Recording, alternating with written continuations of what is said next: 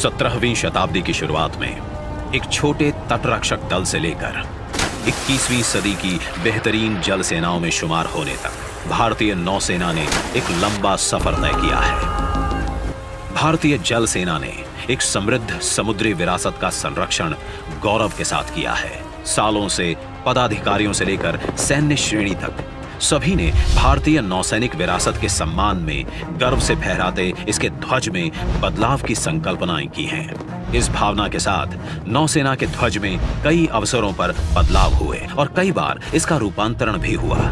इसी कड़ी में 2 सितंबर 2022 को भारतीय नौसेना औपनिवेशिक अतीत के अंतिम अवशेषों को ध्वज से हटाकर अपने नए ध्वज को अंगीकृत करेगी। नई पताका के ऊपरी बाएं चतुर्थांश में राष्ट्रीय ध्वज है।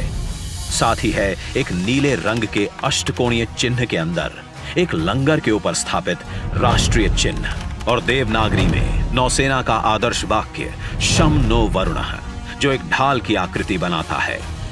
अष्टकोणीय आकृति 8 दिशाओं को प्रदर्शित करती है। यह भारतीय नौसेना की बहुदिशात्मक पहुंच और बहुआयामी परिचालन क्षमता का प्रतीक है। 2 सुनहरी रेखाओं से बनी यह अष्टकोणीय आकृति महान भारतीय सम्राट छत्रपति शिवाजी महाराज की मुहर से प्रेरित है। उनके दूरदर्शी समुद्री दृष्टिकोण ने एक विश्वसनीय नौसैनिक बेड़े को आकार दिया था। इस बेड़े में 60 युद्धपोत और लगभग 5000 नौसैनिक शामिल थे। हमें गुलामी की छोटी सी छोटी चीज भी कहीं नजर आती है, हमारे भीतर नजर आती है, हमारे आसपास नजर आती है, हमें उससे मुक्ति पानी ही होगी। आज भारत अपनी स्वतंत्रता के 75वें वर्ष में पहुंच गया है।